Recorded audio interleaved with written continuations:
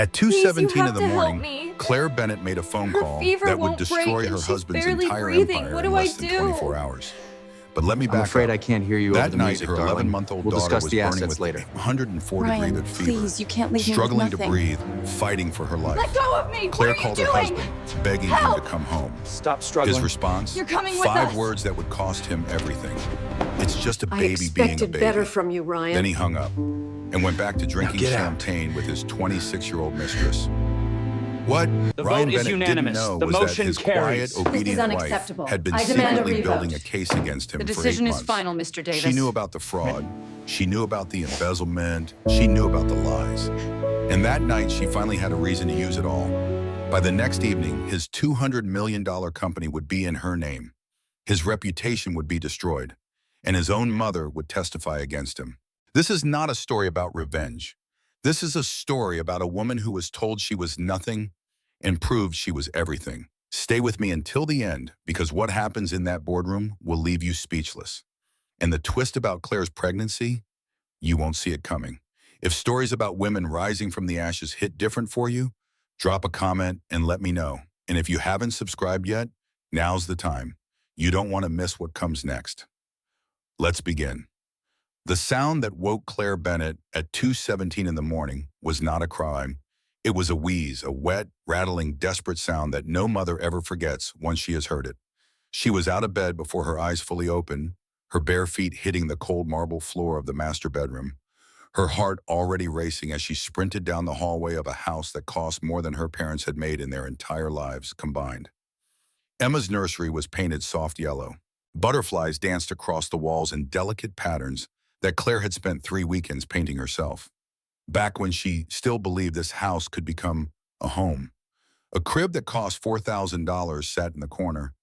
The price tag, a number that still made her stomach turn when she thought about it.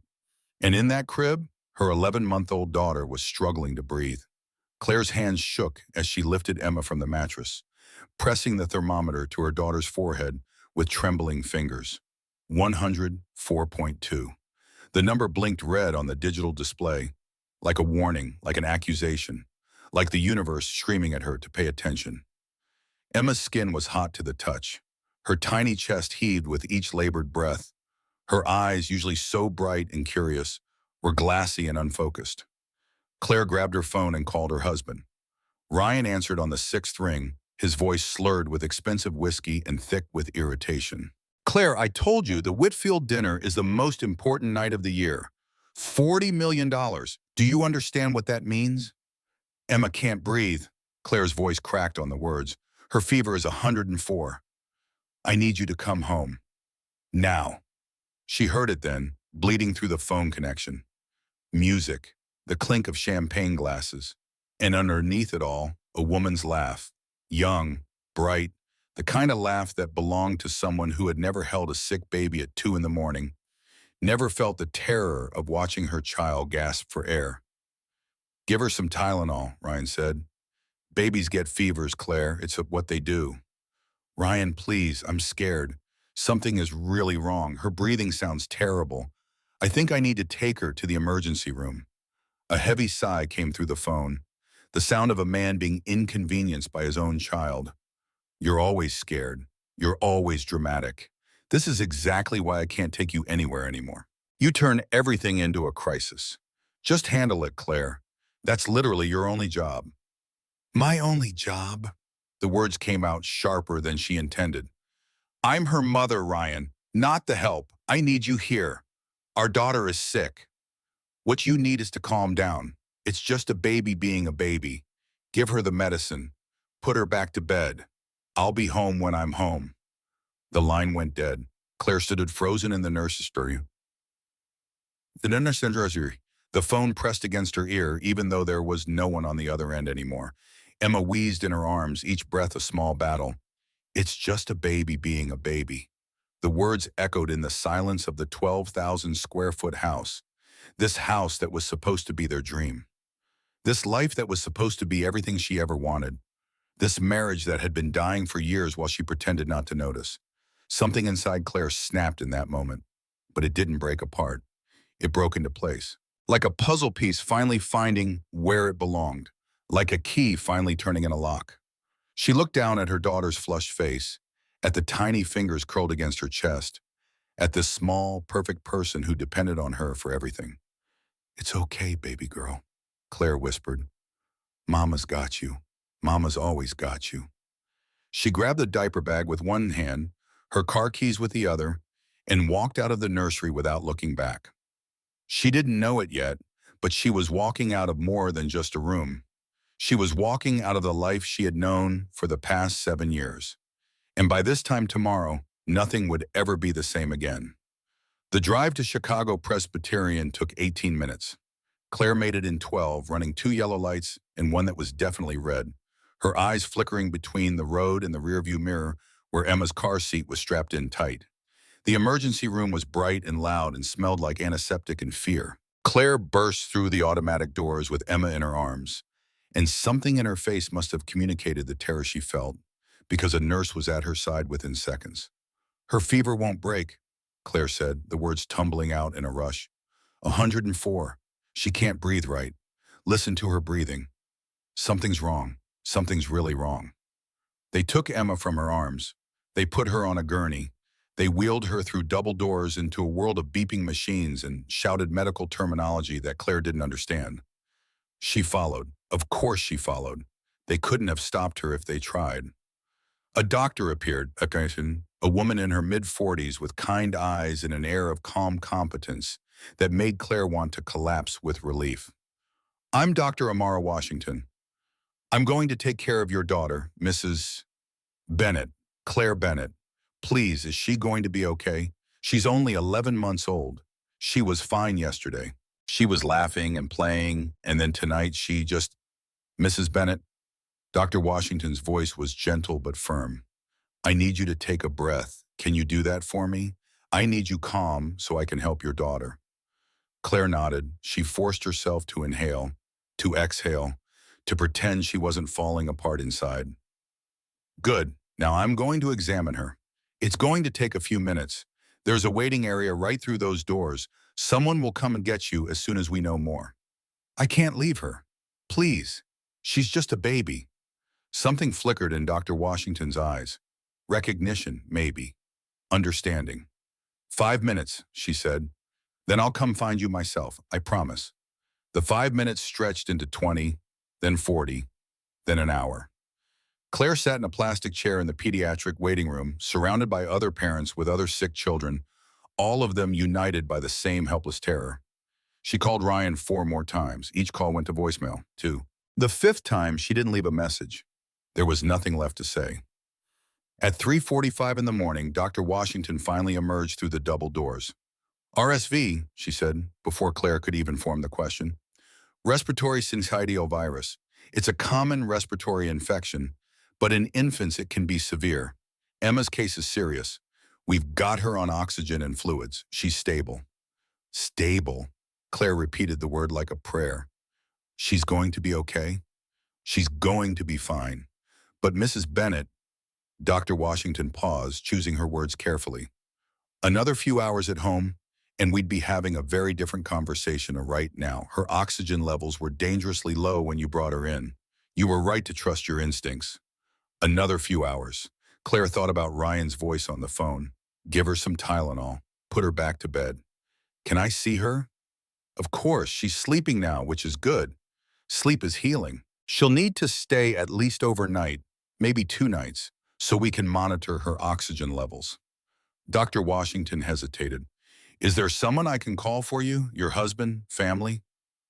"My husband is working." The words tasted like ash in her mouth. Dr. Washington studied her face for a long moment. Then she reached into her pocket and pulled out a small white card. "This is a resource center for women who might need support.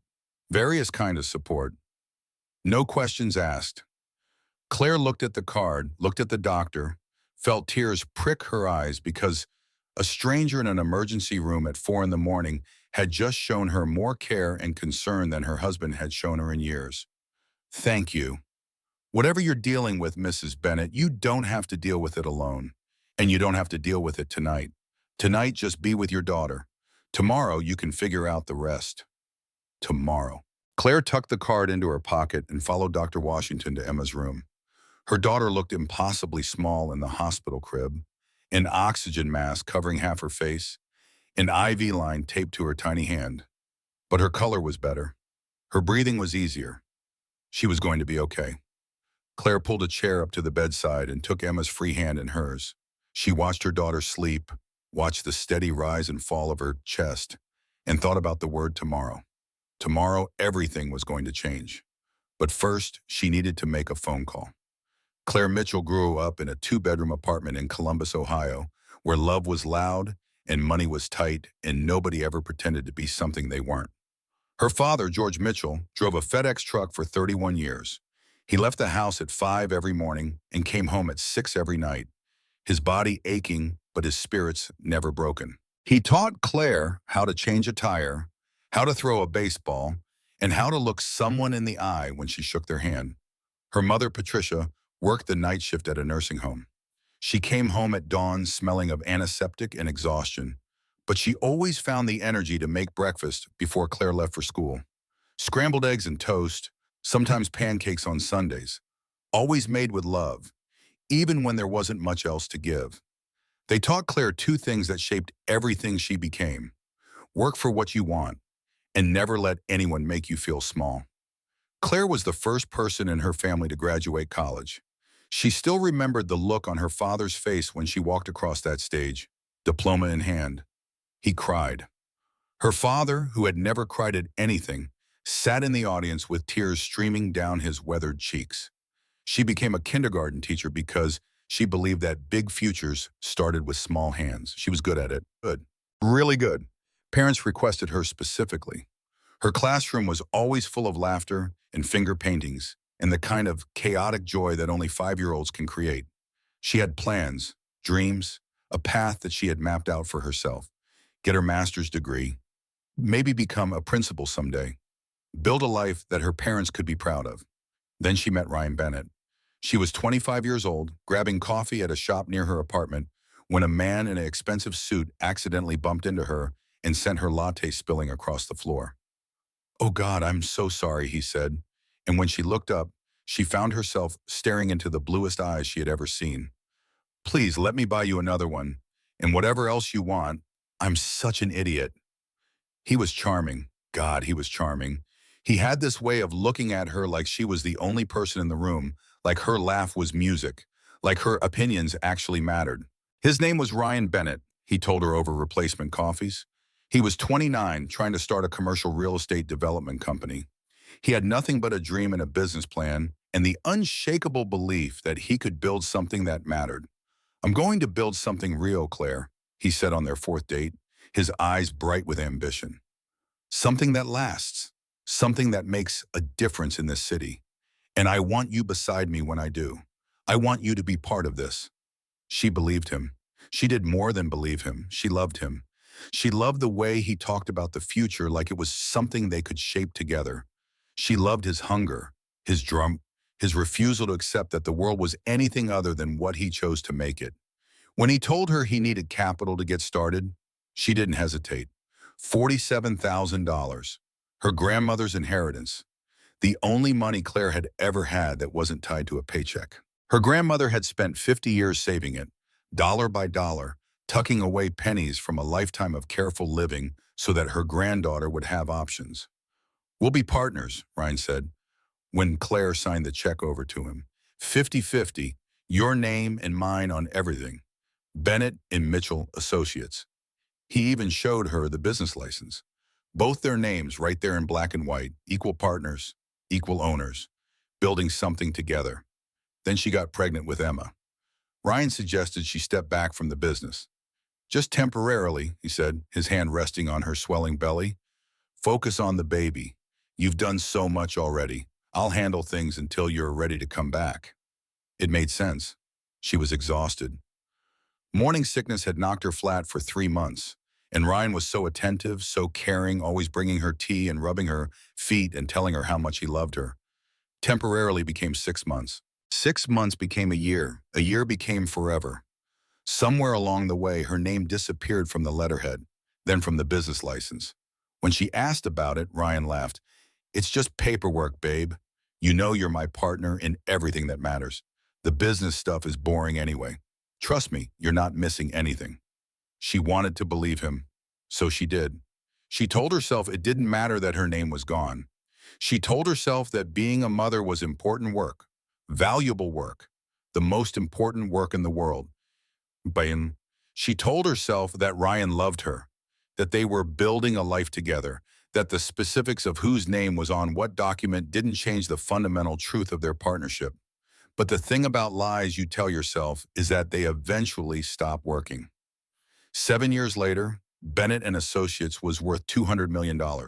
They had a mansion in a gated community, a car collection, a reputation, a daughter.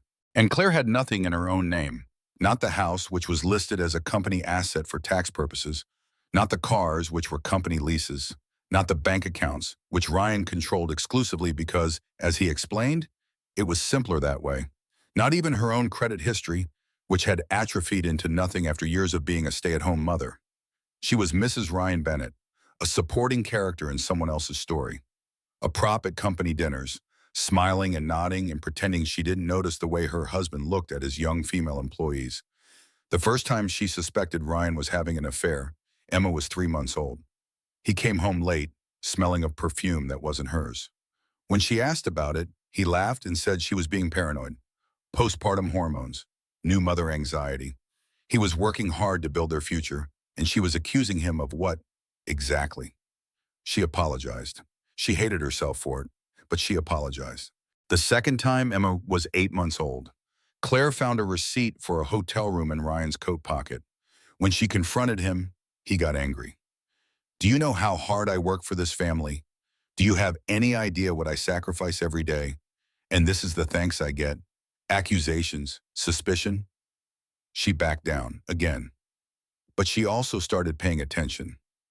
The late nights that became later. The business trips that became longer.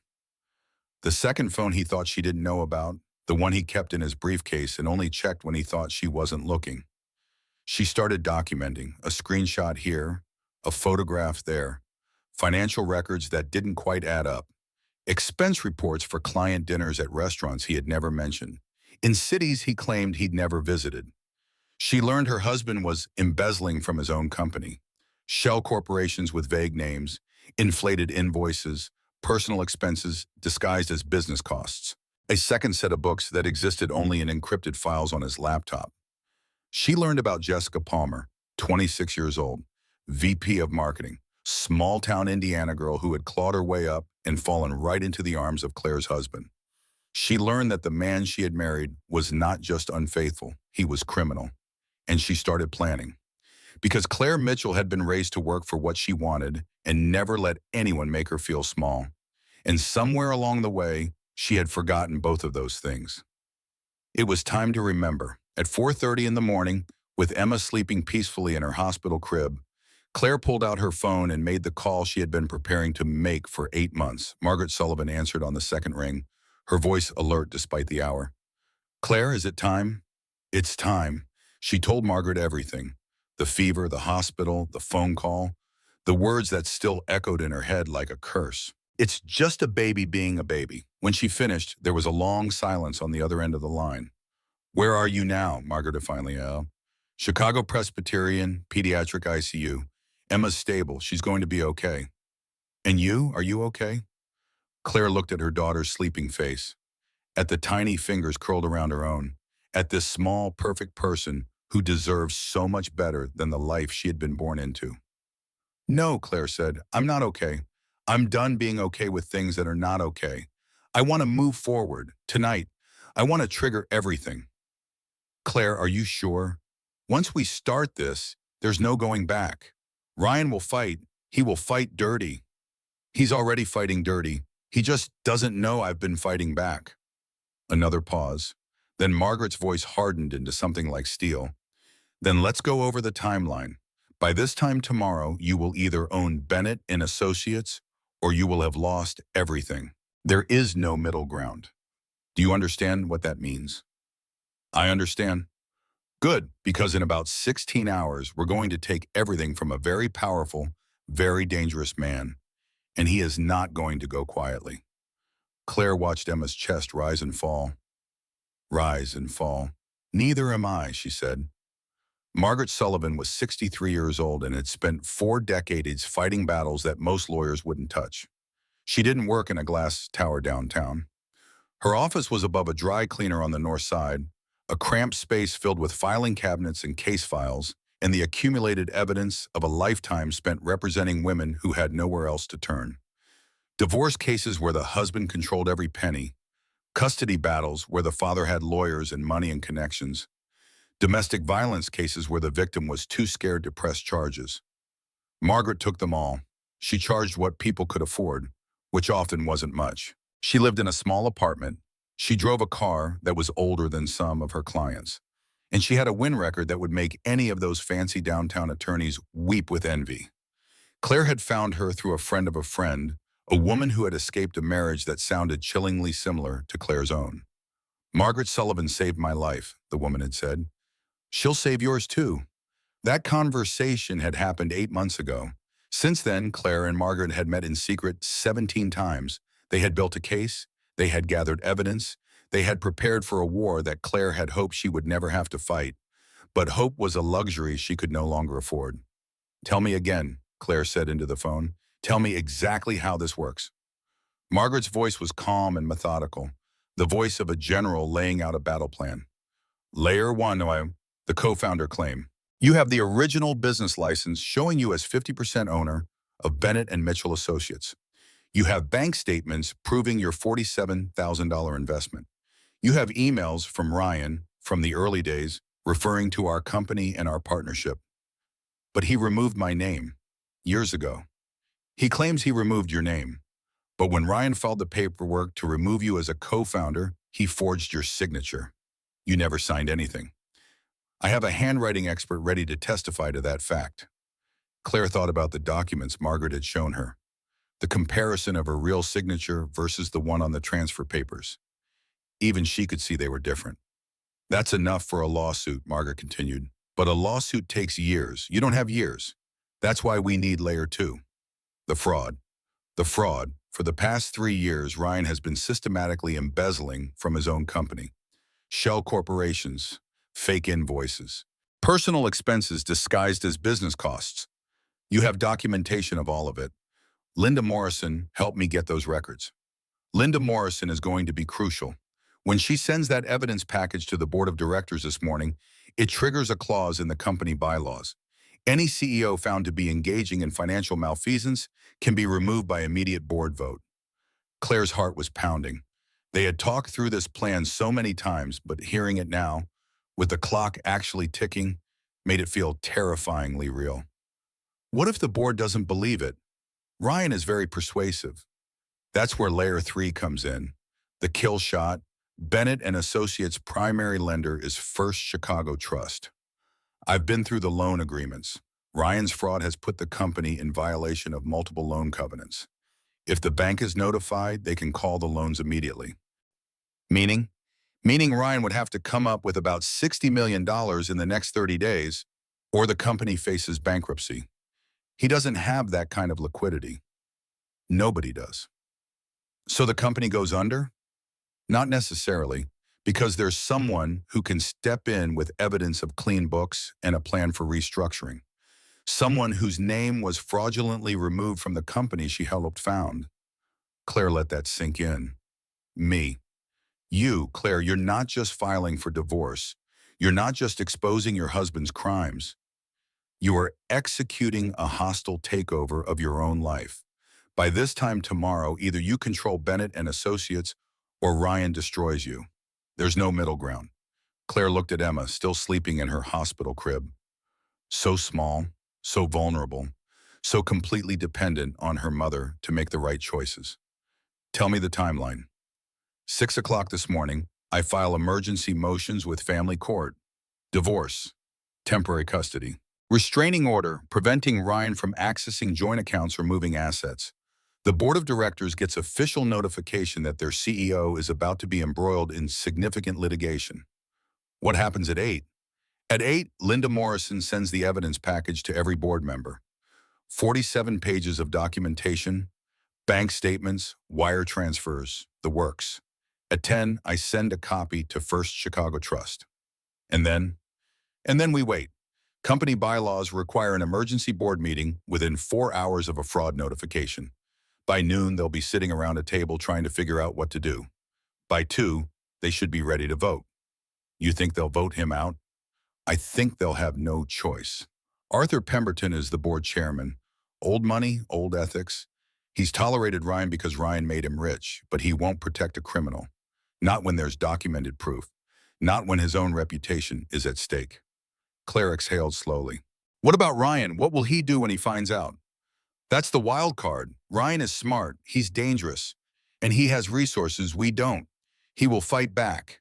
He will fight dirty. I need you to be prepared for that. What kind of dirty? Every kind.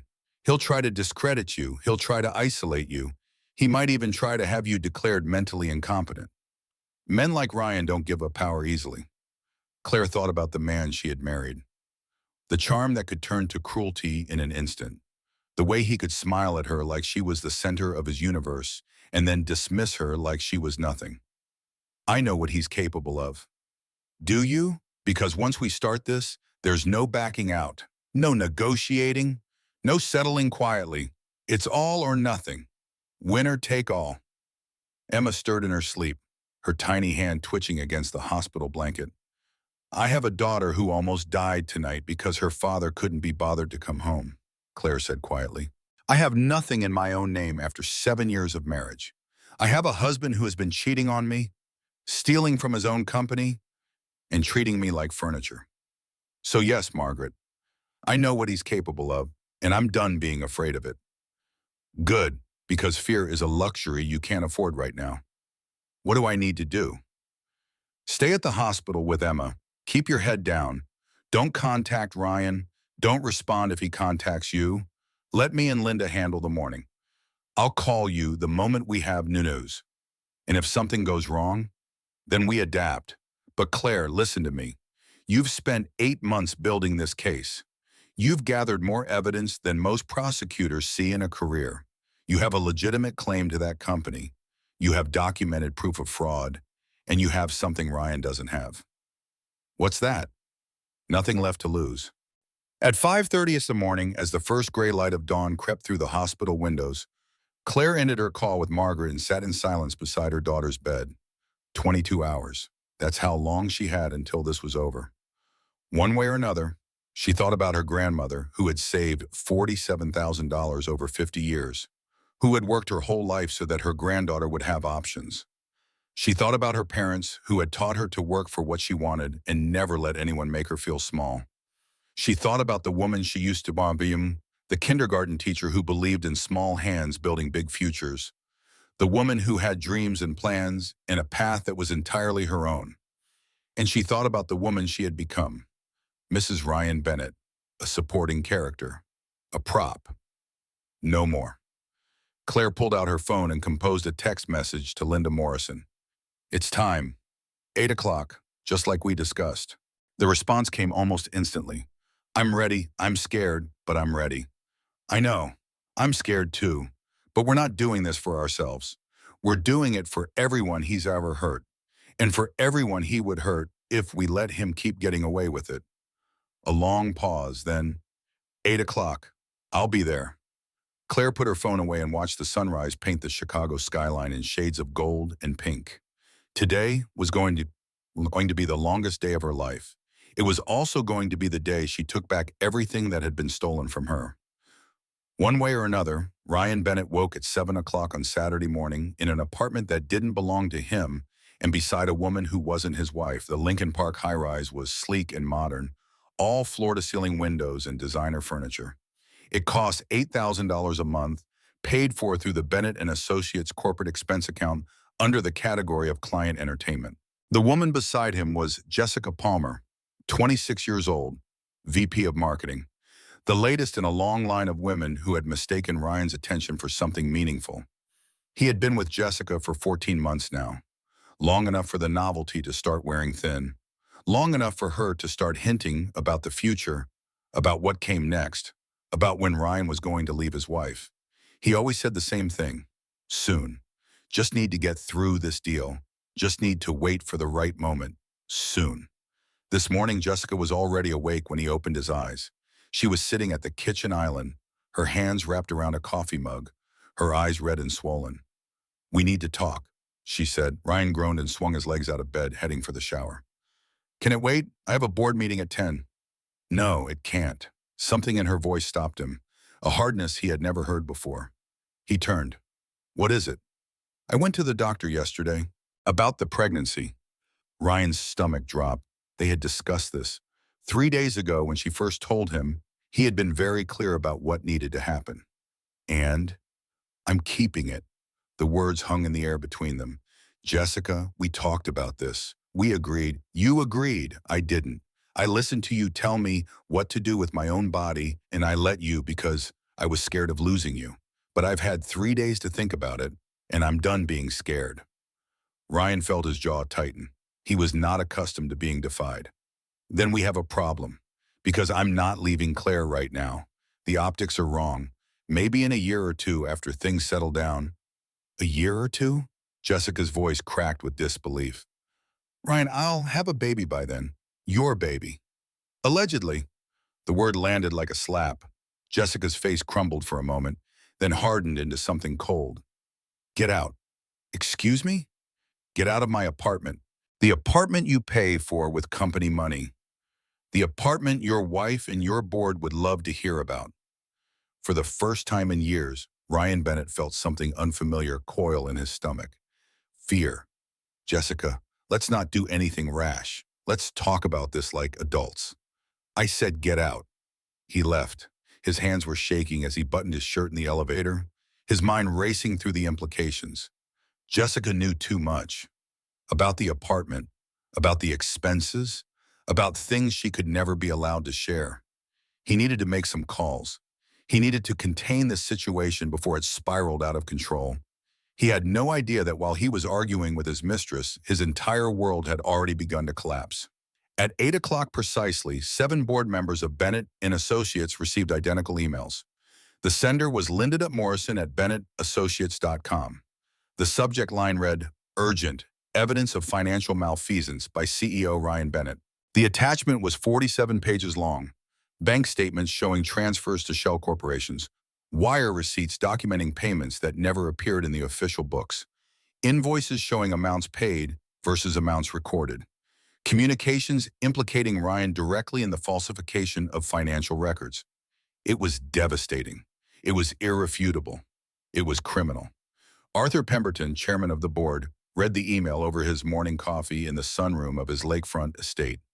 By the time he finished reading, his coffee had gone cold and his phone was already ringing. "Arthur, this is William Harper. Did you get the email?" "I got it." "What do we do?" "We call an emergency meeting. Get everyone there by noon. And William, nobody talks to Ryan until we've had a chance to review this. Nobody." Claire was dozing in the chair beside Emma's hospital bed when her phone buzzed at 9:30. "It's working," Margaret said, skipping any preamble. "The board received the evidence. Pemberton has already contacted 3 other members. They're calling an emergency meeting for noon instead of 2. They want Ryan out immediately." Claire's heart leaped. "Are you serious?" "Dead serious. The bank has been notified. They're sending a representative to the board meeting. Claire, this is actually happening. By this afternoon, you could be in control of that company." "What about Ryan? Does he know?"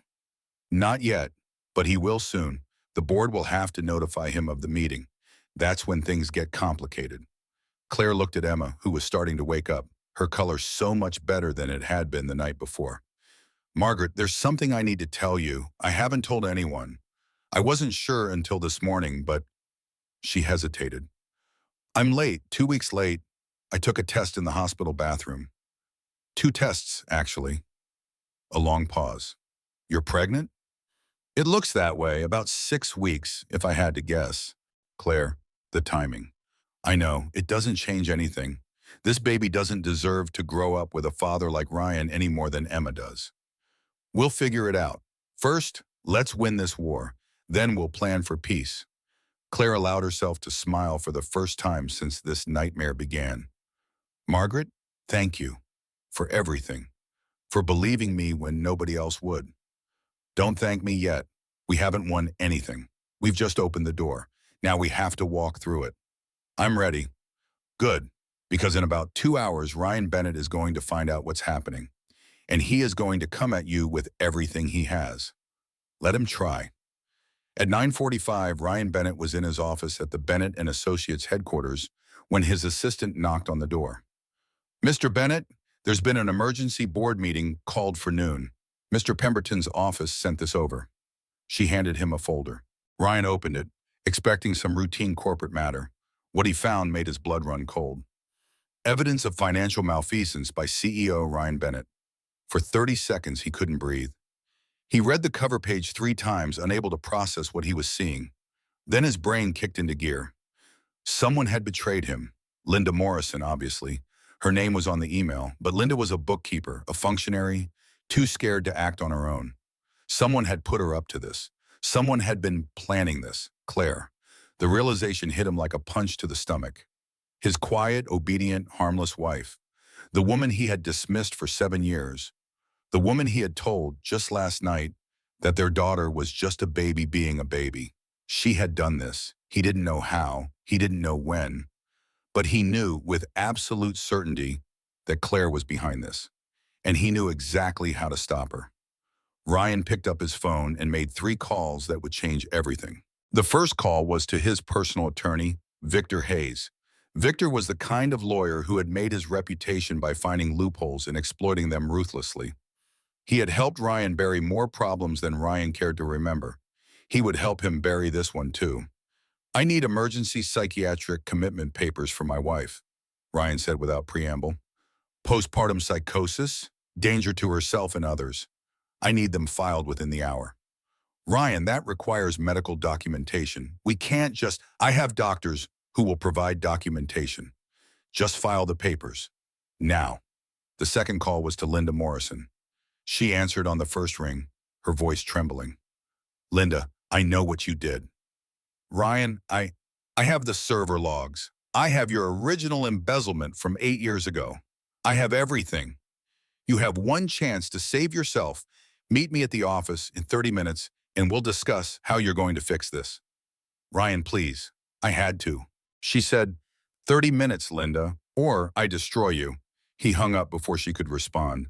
The third call was to Patricia Mitchell, Claire's mother. This one required finesse. This one required the charm that had made Ryan Bennett rich. Mrs. Mitchell, this is Ryan. I'm so sorry to call like this, but I'm terrified for Claire. Ryan, what's wrong? What's happened? She's having some kind of breakdown. She's taken Emma to the hospital, making claims that there was an emergency, but the doctors say Emma was barely sick, just a minor cold. Claire is refusing to let me see my own daughter. She's making wild accusations. I'm worried she might hurt herself or the baby. Oh my God, what do I do? I need you to come to Chicago right away. I need you to help me get Claire the help she needs. Of course, I'll get in my car right now. Thank you, Mrs. Mitchell. I knew I could count on you. He hung up and leaned back in his chair. 3 traps set, 3 ways to destroy Claire before she could destroy him. By Monday morning, this would all be over. Claire would be locked up, the board would be back under control, and everything would go back to normal. Ryan Bennett hadn't built a $200 million company by being stupid, and he wasn't about to let his pathetic little wife take it away from him. At 11 o'clock on Saturday morning, Claire left Emma in the care of a pediatric nurse and drove toward Margaret Sullivan's office. She never arrived. Her phone rang as she was merging onto the highway. Linda Morrison's number. Claire. Linda's voice was raw with panic. I'm sorry, I'm so sorry. He knows everything. He made me tell him where you are. He's sending people. Linda, slow down. What do you mean he's sending people? Men, legal people. They're going to... A black SUV cut her off at the next exit. Claire slammed on her brakes, her heart hammering. 2 men in dark suits emerged from the vehicle and approached her car with the calm efficiency of people who had done this before. Mrs. Bennett? The taller one flashed some kind of badge. We have a court order for your immediate psychiatric evaluation. Please step out of the vehicle. What? That's insane. I haven't done anything wrong. You can't just... Ma'am, the order was signed by Judge Henderson 30 minutes ago. Your husband has provided documentation indicating you may be a danger to yourself and others. We can do this calmly, or we can do it with the police. Your choice.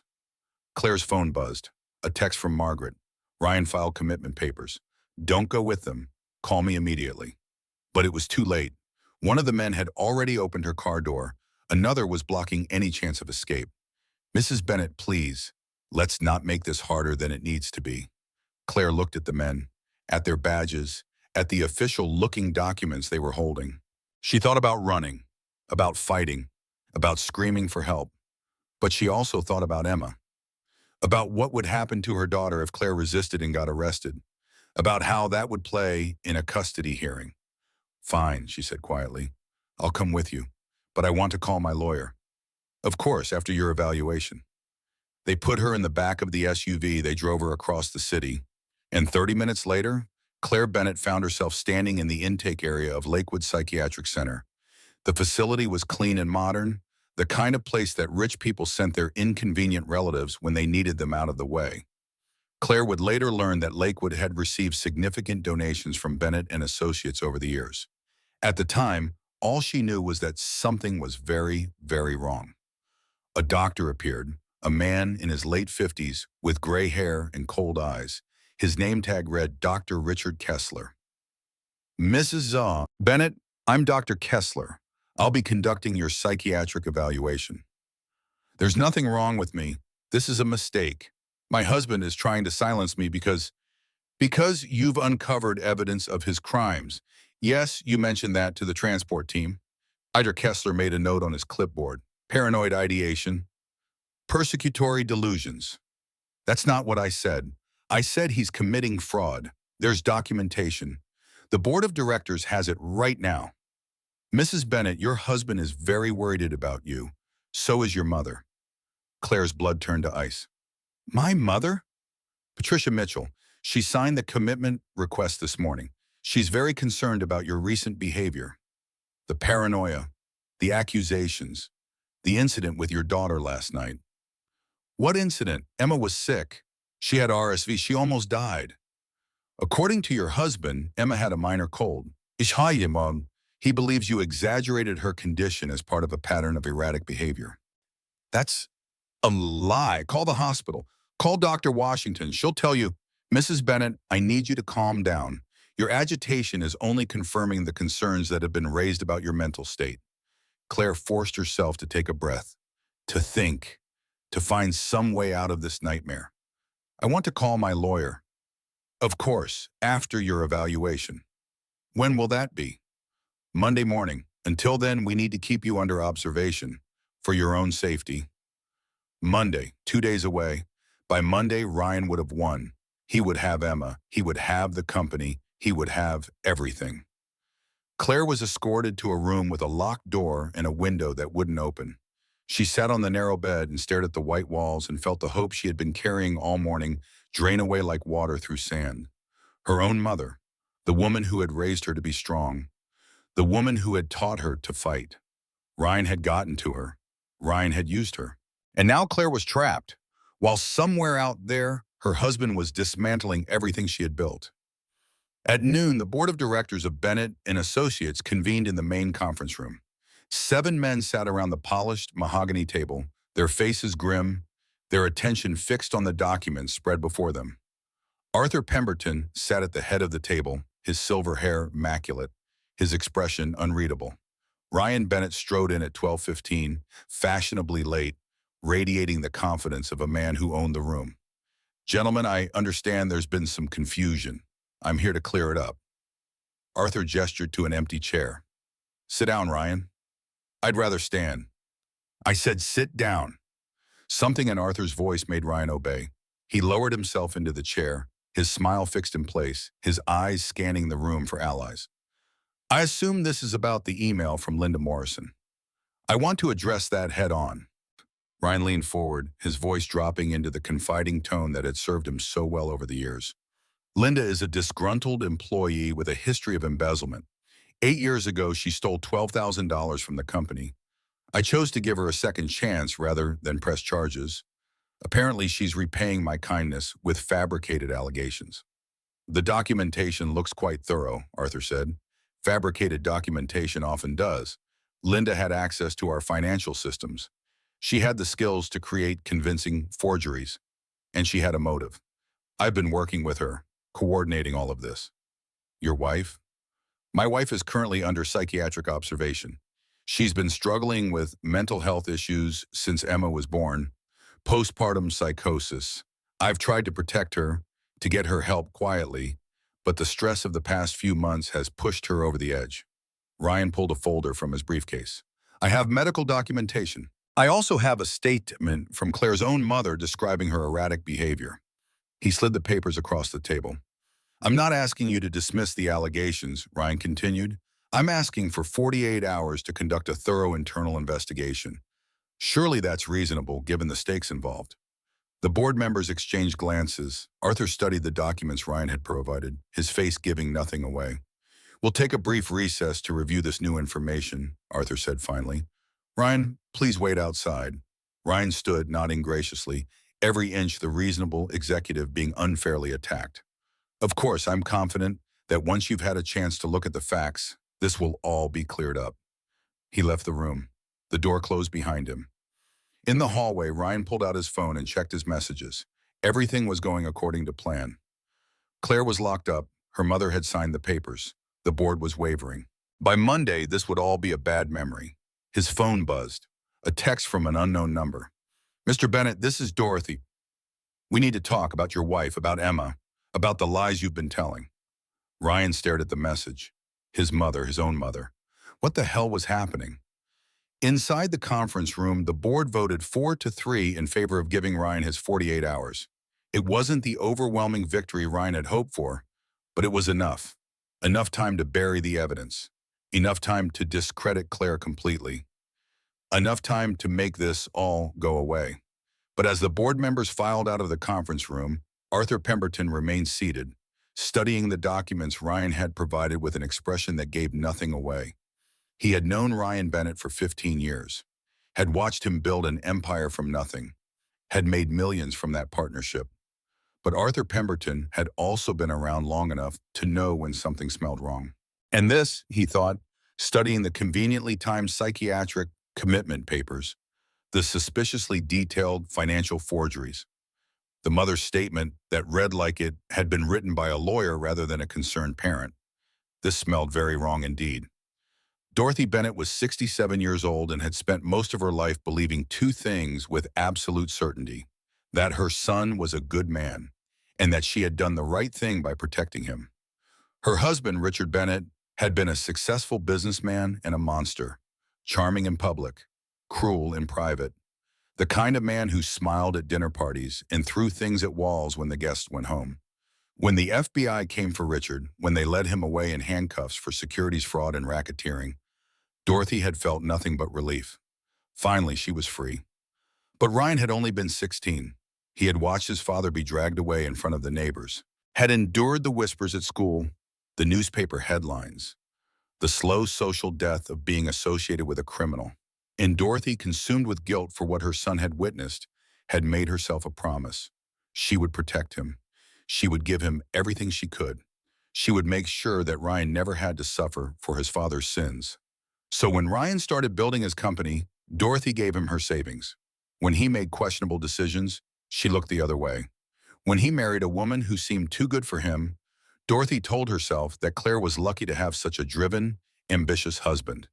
And when Ryan called her on Saturday morning and asked her to pick up Emma from the hospital because Claire was having a breakdown, Dorothy didn't question it. She went to Chicago Presbyterian. She collected her granddaughter. She brought Emma back to Ryan's penthouse apartment and held her close and told herself she was doing the right thing. It wasn't until Ryan arrived at the apartment, agitated and distracted, that the doubts began. Keep her here until Monday, he said, pacing back and forth, his phone pressed to his ear. I don't care what it takes. Just keep Claire locked up until I've cleaned this up. Dorothy watched her son. Really watched him. Perhaps for the first time in years. The same restless energy his father used to have. The same dismissive tone when he talked about the woman he'd married. The same absolute certainty that the rules didn't apply to him. Ryan, she said quietly when he hung up, tell me the truth. Was Emma really sick last night? What? Mom, I told you. Claire overreacted. She always does. The hospital said 104 fever. They said RSV. They said another few hours could have been. The hospital is covering for Claire. They don't want to admit they kept a healthy baby overnight for no reason. Ryan, look at me. He stopped pacing, turned, something in her voice. I called the hospital, Dorothy said. I spoke to the doctor who treated Emma. Dr. Washington, she told me everything. The fever, the breathing, how close it was. Mom, she also told me that Claire was alone all night, that she called you multiple times, that you never came. I was at a dinner, a $40 million dinner. I couldn't just leave because Claire was being paranoid about a cold. It's just a baby being a baby, Ryan froze. What? That's what Dr. Washington said you told your wife, while your daughter was struggling to breathe. Is that true? Did you say those words about Emma, about my granddaughter? The silence stretched between them. Ryan opened his mouth to speak, to explain, to charm his way out of this the way he had charmed his way out of everything. But Dorothy had seen her husband do the same thing, too many times to count, and she was done being fooled. Where is Claire? Mom, Claire is sick. She needs professional help. Where is she, Ryan? Lakewood Psychiatric. But it's for her own good. You don't understand. Dorothy stood up. She lifted Emma from the playpen, settling the baby against her hip with the ease of long practice. Mom, what are you doing? I'm taking my granddaughter somewhere safe, and then I'm going to find out exactly what you've done to her mother. You can't just watch me. She walked past her son, past the expensive furniture and the floor-to-ceiling windows and the life he had built on lies. She took Emma and walked out the door and didn't look back. Behind her, Ryan stood frozen, watching his mother leave with his daughter, and realized for the first time that he was not in control anymore. Dorothy arrived at Lakewood Psychiatric Center at 4 o'clock that afternoon. The facility was everything she had expected. Clean, professional, expensive. The kind of place where wealthy families sent their problems to be managed quietly. I need to see Claire Bennett. The receptionist, a young woman with careful makeup and a practiced smile, looked up from her computer. I'm sorry, ma'am. Mrs. Bennett is under psychiatric observation. No visitors are permitted at this time. I'm Dorothy Bennett, her mother-in-law, and this is her daughter, Emma. Dorothy shifted the baby in her arms. I believe a mother has a right to see her child, don't you? Ma'am, the commitment order was signed by my son, who is currently under investigation for fraud, and by Patricia Mitchell, who was manipulated by my son into believing lies. Dorothy's voice was calm but firm, the voice of a woman who had stopped being intimidated by authority figures around the same time her husband was led away in handcuffs. I'm prepared to sign a statement to that effect. I'm also prepared to call the local news and give them a story about a psychiatric facility that kidnaps women on behalf of their wealthy husbands. How do you think that will play? The receptionist's smile faltered. Let me get Dr. Kessler. It took 15 minutes of increasingly heated negotiation. It took Dorothy threatening to call not only the news but also her attorney and the state medical licensing board. It took Emma starting to cry, a sound that echoed through the sterile waiting room like an accusation. But eventually the door opened and Claire Bennett walked out. She looked exhausted. Her eyes were red from crying and shadowed from lack of sleep. Her clothes were wrinkled from hours spent in a locked room. But when she saw Emma, her face transformed. Oh my God. Oh my baby. Dorothy handed over her granddaughter, watching as Claire clutched Emma against her chest, tears streaming down both their faces. I don't understand, Claire said when she could finally speak. Why are you helping me? Dorothy was quiet for a long moment, remembering her husband. Remembering all the years she had made excuses for her son. Remembering the woman she had been before she learned that protecting monsters only created more monsters. My husband was a charming man, she said finally. A successful man. Everyone loved him. And he was a monster. I didn't see it until it was too late. I told myself I was protecting Ryan by protecting his father's reputation. By pretending everything was fine, and I made the same monster all over again. She looked at Claire. really looked at her. This woman who had married her son with such hope, who had given him a daughter, who had been slowly, systematically destroyed over 7 years. I should have seen it years ago, the way he talks to you, the way he looks at Emma like she's an inconvenience. I wanted so badly to believe my son was different from his father. Dorothy's voice cracked. But he's not. And Emma deserves better. You deserve better. Claire reached out with her free hand and took Dorothy's. Thank you. Don't thank me yet. We still have to stop him. And we have, Dorothy checked her watch, about 3 hours before he realizes what's happening. Then we need to hurry. There's someone I need to call. Margaret Sullivan had been practicing law for 40 years. She had won cases that everyone said were unwinnable. She had faced down threats from powerful men more times than she could count. But when Victor Hayes walked into her office that afternoon, she felt something she hadn't felt in a very long time. Fear. Miss Sullivan, I'll be direct. Victor settled into the chair across from her desk like he owned it. Your client is currently in psychiatric custody. Her allegations have been discredited. The board has suspended action pending investigation. This is over. It's not over until I say it's over. Actually, it is, because if you continue to pursue this matter, I will file complaints with the Bar Association citing your role in this conspiracy. Your client is mentally ill. You took advantage of a vulnerable woman for your own vendetta against successful men. That's the story we'll tell. How do you think that will play? Margaret's face hardened into something like stone. Get out of my office. 40 years of practice, Margaret. Are you really willing to throw that away for a woman who will probably be institutionalized by Monday? I said get out. Victor stood, straightening his expensive tie. I tried to do this the easy way. Whatever happens next is on you. He left. Margaret sat alone in her office, staring at the documents spread across her desk. Claire was locked up. The board had delayed. The evidence was being reframed as the ravings of a disturbed woman. For the first time in a very long time, Margaret Sullivan wondered if she was going to lose. Her phone rang. Unknown number. Margaret Sullivan. Margaret, it's Claire. I'm out. Dorothy Bennett freed me. We're on our way to your office. Margaret felt something she hadn't felt all day. Hope. How? Long story, but Margaret, Dorothy is willing to testify against her own son. She has information about the fraud, about the cover-up, about everything. Claire, if what you're saying is true, this changes everything. I know, that's why we need to move fast. Can you call the board, get them to reconvene? Margaret was already reaching for her other phone. I'll have them back in that conference room within the hour. Claire, don't stop. Don't slow down. Get here as fast as you can. I'm on my way. The board of Bennett and Associates reconvened at 5 o'clock on Saturday evening. This was not the meeting they had expected. They had thought the matter was settled, at least temporarily. They had thought they had 48 hours to figure out what to do. But Arthur Pemberton's summons had been urgent and specific. New evidence, new witnesses, matters that could not wait. Ryan arrived first, striding into the conference room with the confidence of a man who believed he had already won. His lawyers had assured him that Claire was contained. His mother's support had probably just been a misunderstanding. Everything was under control. He stopped cold when he saw who was waiting for him. Claire sat at the far end of the table, Emma sleeping in a carrier beside her. She looked exhausted but alert, her back straight, her eyes clear.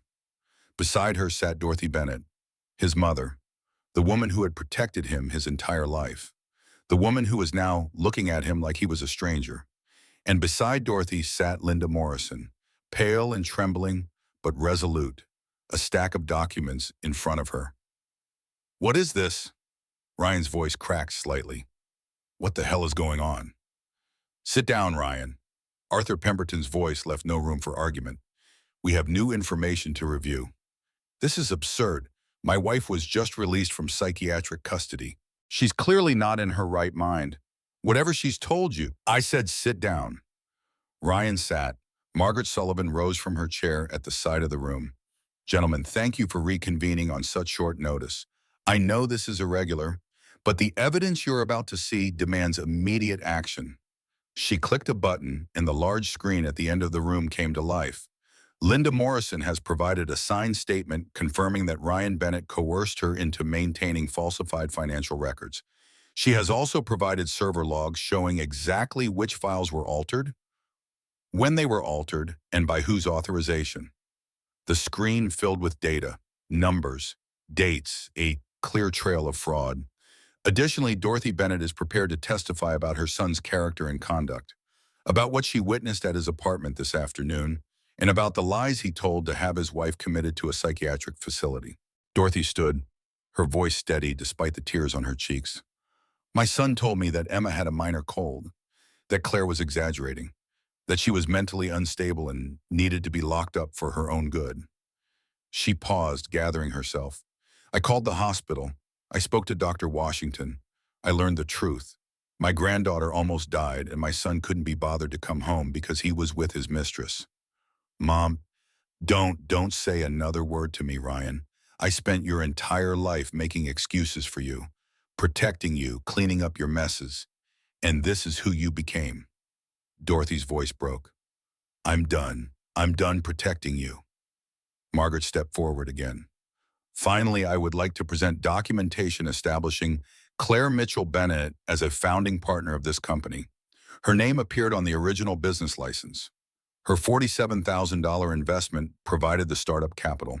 Her signature on the documents that supposedly removed her from the company was forged.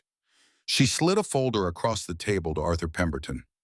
Handwriting analysis confirms it. Claire never signed those papers.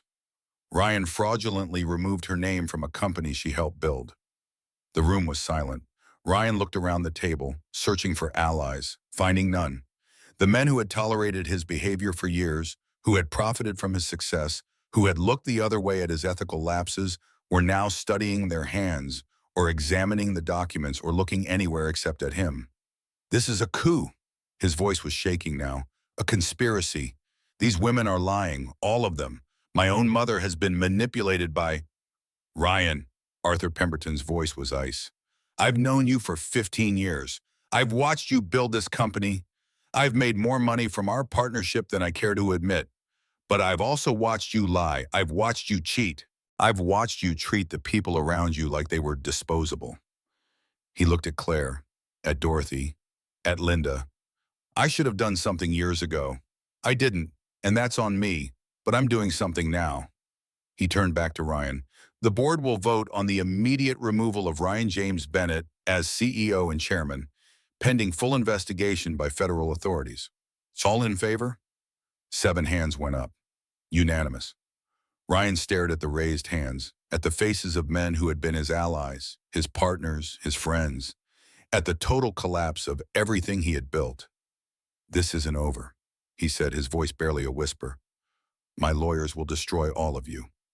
Your lawyers, Arthur said, are going to be very busy defending you against federal charges. The FBI has already been contacted. I suggest you leave now, Mr. Bennett, while you still can. Ryan stood.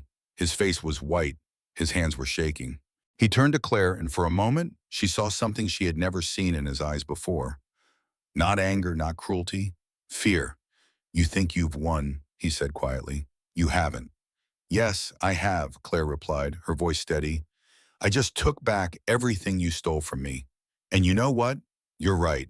This isn't over. By this time next year, you'll be in prison, and I'll be running the company you built on my money and my sacrifice. And every time you think about what you lost, I want you to remember this moment. I want you to remember that it was just a baby that brought you down. Ryan walked out of the conference room without another word. The door closed behind him with a soft click that sounded, in the silence that followed, like the end of the world. Claire found Ryan in the parking garage 2 hours later. She had stayed for the paperwork, for the emergency resolutions, for the official transfer of power that put her name on documents that should have carried it all along. Now it was dark, and she was exhausted, and all she wanted was to take Emma home and sleep for about 1,000 years. But Ryan was leaning against her car, waiting. You should leave, Claire said, stopping 10 feet away. There's a restraining order.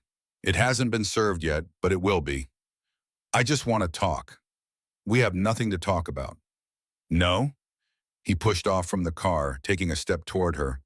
What about the fact that by Monday morning, I'll have every one of those board members tied up in litigation so thick they'll beg me to come back? What about the fact that my lawyers will drag this divorce out for years? What about Emma? What about Emma? She's going to grow up watching her parents destroy each other, and eventually she's going to realize that her mother started a war she couldn't win. Claire looked at this man she had married, this man she had loved, this man who had nearly destroyed her. "You're wrong," she said. "I already won. You just haven't figured it out yet." She pulled out her phone, hit record. "Ryan James Bennett, you just admitted you are planning to use litigation to harass board members and drag out our divorce. This is now evidence." Ryan's face went white. "You're bluffing. Try me. One more step toward me, and this recording goes straight to the FBI, along with everything else I've gathered over the past 8 months." They stood in silence, predator and prey. Except somewhere along the way, Claire had stopped being prey. "This isn't over, Claire." "Yes, it is. Goodbye, Ryan." She got in her car. She drove away. She didn't look back. At 9 o'clock on Saturday night, less than 24 hours after Ryan Bennett told his wife their sick daughter was just a baby being a baby, the board of Bennett and Associates signed the documents that transferred control of the company. Claire sat in Margaret Sullivan's cramped office above the dry cleaner, signing paper after paper, her hand cramping from the effort. "You did it," Margaret said when the last document was complete. "In less than a day, you took back everything. We did it, all of us, you, Linda, Dorothy, even my mom, in the end." Patricia Mitchell had arrived at Margaret's office an hour earlier, devastated and apologetic. "I didn't know," she kept saying, tears streaming down her face. "He showed me papers. He seemed so worried. I thought I was protecting you." "Mom, it's okay. He's a professional manipulator. He fooled me for 7 years." "It's not okay. You were in that place because of me." "But I got out, and we won, and that's what matters." They held each other for a long time, mother and daughter, healing a wound that would leave a scar but wouldn't destroy them. Now, with the paperwork complete, Claire looked at the stack of documents that represented her new reality. $200 million in company assets, hundreds of employees, a legacy of both achievement and corruption. "What are you going to do now?" Margaret asked. "I'm going to clean it up, fire the enablers, promote the good people, pay back everyone Ryan cheated." Claire paused. "And then I'm going to kill it." "Sell it?" "I don't want his empire, Margaret. I want my life back. A real life. I'll keep enough to secure Emma's future and mine. The rest," she thought for a moment, "the rest is going into a foundation. Legal aid for women escaping abusive relationships, housing assistance, job training, everything I wish I'd had when I was trapped." Margaret smiled. "That might be the smartest thing I've heard all day. There's something else I need to tell you." Claire took a breath. "I'm pregnant, about 6 weeks. I found out this morning." Margaret's eyebrows rose. "Ryan's?" "Yes, from before everything fell apart." Claire looked down at her hands. "I'm keeping it. Not because of him, in spite of him, because this baby didn't choose its father, and I refuse to punish an innocent child for Ryan's sins." "You're sure?" "I'm sure Emma's going to have a sibling, and that sibling is going to grow up knowing exactly how much they matter. That's the opposite of everything Ryan ever believed." Margaret reached across the desk and took Claire's hand. "You're the strongest woman I've ever met, and I've met a lot of strong women. I don't feel strong, I feel exhausted. That's how you know you've been fighting. The strong ones are always the most tired." 6 months later, the world had changed. Ryan James Bennett was indicted on 12 counts of wire fraud, tax evasion, and embezzlement. He pleaded guilty to 4 counts in exchange for prosecutors dropping the rest. The judge, unmoved by his lawyer's pleas for leniency, sentenced him to 22 months in federal prison plus 3 years of supervised release. He was ordered to pay $3.2 million in restitution. He was currently serving his sentence at a minimum security facility in Wisconsin. He had supervised visitation rights with Emma, which he had exercised twice in 6 months. Both visits ended early when Emma cried and asked for her mother. Jessica Palmer kept her baby, a boy named Thomas, born healthy and beautiful. She lost her job at Bennett and Associates, But Claire quietly helped her find a position at a nonprofit focused on workforce development. They weren't friends, Claire and Jessica. They might never be. But they were civil because their children shared a father, and those children deserved parents who could be in the same room without hatred. Linda Morrison received full immunity in exchange for her testimony. She resigned from the company, paid back the $12,000 she had originally embezzled, and found work as a bookkeeper at a local church. She made a third of what she used to make. She had never been happier. Her son Tyler and his wife had just had their first baby. Linda was a grandmother now. When she held her grandson, she thought about how close she had come to losing everything, and she was grateful. Dorothy Bennett cut off all contact with her son. She wrote him one letter. "I loved you more than my own life. I sacrificed everything for you, and you became your father anyway. I failed you, and you failed yourself. I hope prison teaches you what I couldn't." She moved to a small apartment near Claire's new house. She helped with childcare. She doted on Emma. And when Claire told her about the pregnancy, Dorothy cried for an hour. Not from grief, but from gratitude. Another chance to love a grandchild. Another chance to do better. Patricia Mitchell retired from the nursing home 6 months early and moved from Ohio to be closer to her daughter and grandchildren. The shadow of signing those commitment papers still lingered between them. There were moments when Claire looked at her mother and remembered the betrayal. The wound was healing, but it would leave a scar. They didn't talk about it. Someday they would. For now, it was enough that they were here together rebuilding. Margaret Sullivan officially retired 3 months after the case closed. She said Claire was her final victory. She wrote a book about her 40 years of family law practice and dedicated it to every woman who was told she couldn't win. She came to Claire's house for dinner once a month. She brought wine and inappropriate stories, and Emma called her Grandma Margaret, which made Margaret cry every time. Bennett and Associates was rebranded as Mitchell Development Group. Claire served as interim CEO for 4 months, long enough to clean house, long enough to restore the company's reputation, long enough to prove that she could do the job she had always been capable of doing. Then she sold it to a consortium of ethical investors who shared her vision for what the company could become. The sale price was $173 million. Claire's share, after legal fees and restitution payments, was $61 million. She kept $12 million, enough to secure her children's futures, enough to never need anyone's money ever again.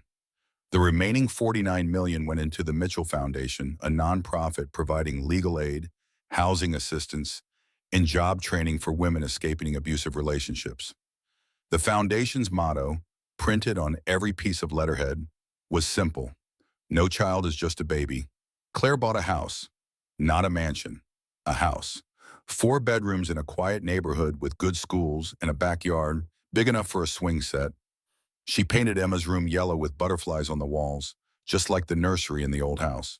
But this time she painted them herself, not because she was trying to make a cold place feel like home, but because this place already was home. She went back to teaching, part-time at first, just a few days a week at a local elementary school.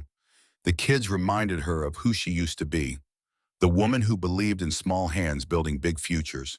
She was still that woman. She had just forgotten for a while. 9 months after the night that changed everything, Claire went into labor as the sun rose over Chicago. It was not an easy birth. Nothing about the past year had been easy. But Claire had learned that she could survive things she never imagined surviving. And this was just one more thing. The contractions came hard and fast. Emma was with Dorothy, safe and sound. Patricia was in the waiting room, pacing holes in the floor. Margaret had sent flowers and a card that said, "Told you that you'd win." And at 7:42 in the morning, Claire gave birth to a healthy baby boy. He weighed 7 pounds, 3 ounces. He had 10 fingers and 10 toes and a cry that filled the room like music. He had Ryan's chin and Claire's eyes, and when the nurse placed him in her arms, Claire felt something she hadn't felt in a very long time. Complete. "Have you chosen a name?" the nurse asked. Claire looked at her son, this child who existed because of a broken marriage, conceived in the ruins, born into healing. "Samuel," she said, "after my grandfather." Her grandfather who had worked 2 jobs to give his daughter options.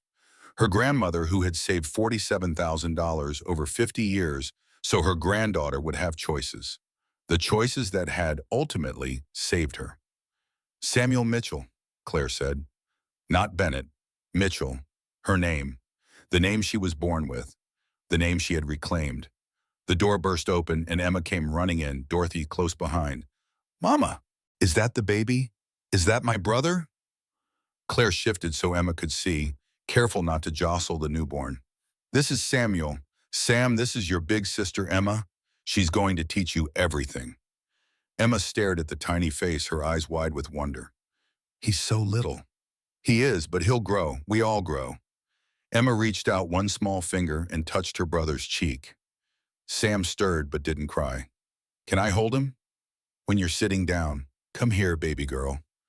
Emma climbed carefully onto the hospital bed, settling against Claire's side.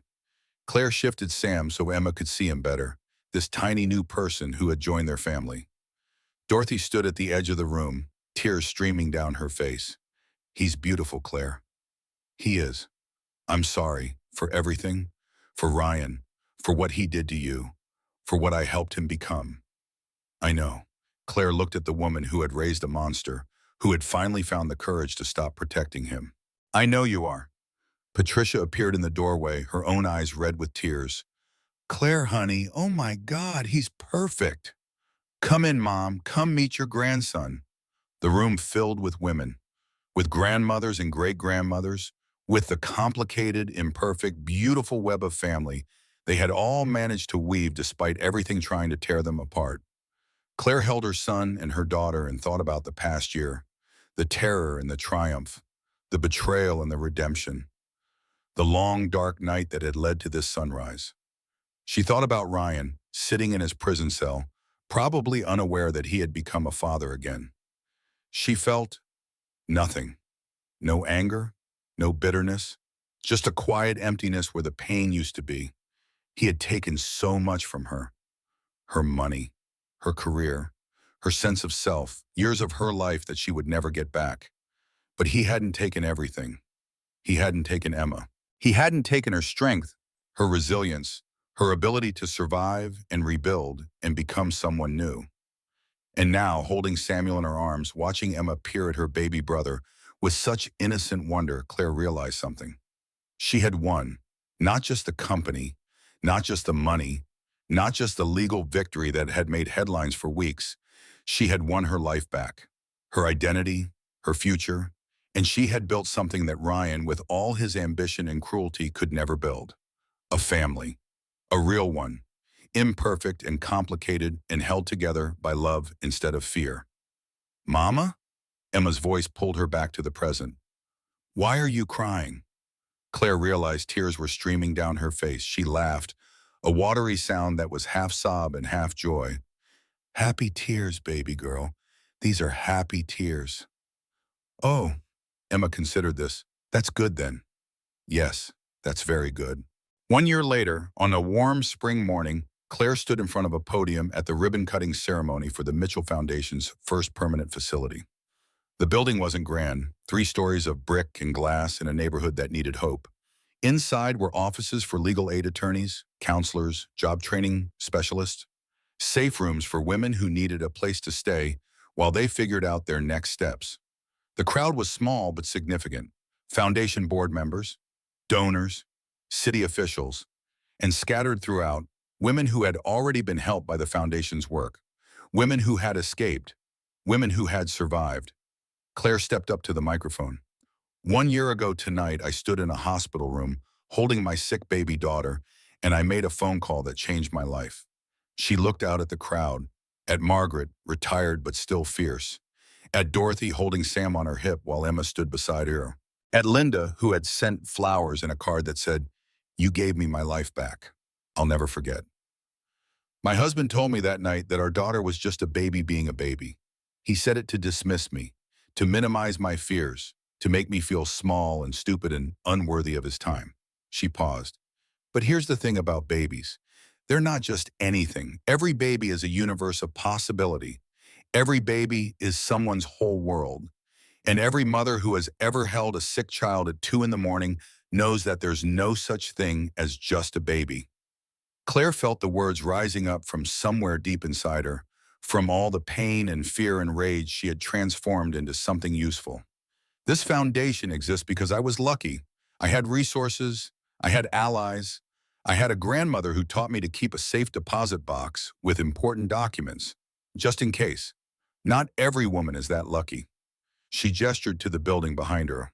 This place is for the women who aren't lucky, the women who have no resources, no allies, no safety net, the women who are told that their fears don't matter, that their concerns are hysterical, that they should just be grateful for what they have and stop complaining. Her voice hardened. To those women, I want to say this. You are not crazy. You are not dramatic. You are not asking for too much. If something feels wrong, it probably is wrong. Trust your instincts, trust yourself, and know that there are people who will believe you and help you, even when the person who promised to love you is trying to convince you that you don't deserve help. She looked at Emma, who was watching with the serious attention of a 3-year-old, at Sam, who was trying to eat his own fist. A year ago, I was told that my daughter was just a baby. Today, I'm standing in front of a building that exists because I refuse to accept that. Because no child is just anything. Because every life matters. Because the powerful should not be allowed to dismiss the vulnerable simply because it's convenient. Claire picked up the oversized scissors, the ones that existed solely for ribbon-cutting ceremonies. This foundation will help women escape. It will help them survive. It will help them rebuild. And someday, some of those women will stand in front of crowds like this one and tell their own stories. And the world will be better for it. She cut the ribbon. The crowd applauded. And somewhere in a federal prison in Wisconsin, Ryan Bennett watched the news coverage on a common room television and felt something he had never felt before. Regret. That night, after the ceremony, after the celebrations, after the children were finally asleep, Claire sat on the porch of her house and watched the stars come out.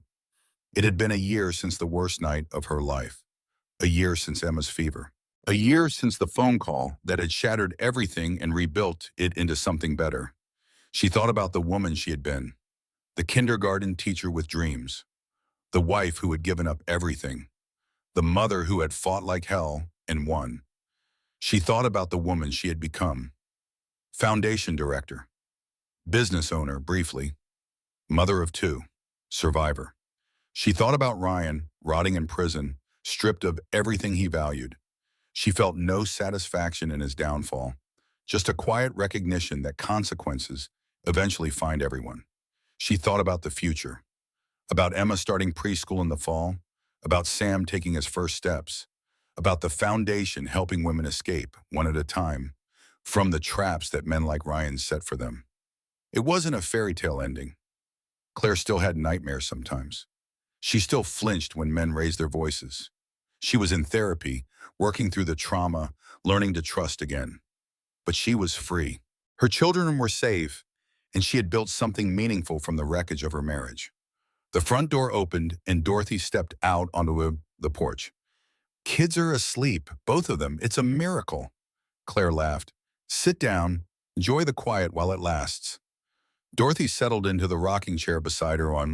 They sat in comfortable silence, watching the fireflies begin to emerge in the garden. I've been thinking, Dorothy said finally, about Ryan, about what I should have done differently, about how I failed him. You didn't fail him, Dorothy, you were saying. You loved him too much to see what he was becoming. That's not the same thing. Maybe. Dorothy was quiet for a moment. Do you ever think about what would have happened if Emma hadn't gotten sick that night? If he had come home when you called? If he had just been a decent human being? Claire considered the question. Sometimes. But I think it would have happened eventually, one way or another. The person he was, that doesn't change. It just waits for the right moment to show itself. And you, do you regret any of it? The marriage, the years you spent with him? Claire thought about Emma, asleep in her yellow butterfly room, about Sam, snoring softly in his crib, about the life she had now, imperfect but real, built on foundations that Ryan could never have imagined. I regret the years I spent being afraid, the years I spent making myself small so he would feel big. But I don't regret Emma, I don't regret Sam, and I don't regret finding out who I really am when everything was stripped away. She looked at Dorothy. I'm stronger now than I ever was before. I know what I'm capable of. I know what matters. And I know that no one ever again is going to make me feel like I'm too much or not enough. Dorothy reached over and took her hand. You're a good woman, Claire. Better than my family deserves. You're my family now, too, Dorothy. You chose us when it mattered. That counts for something. They sat together in the darkness, two women from different generations, bound together by circumstances neither of them had chosen.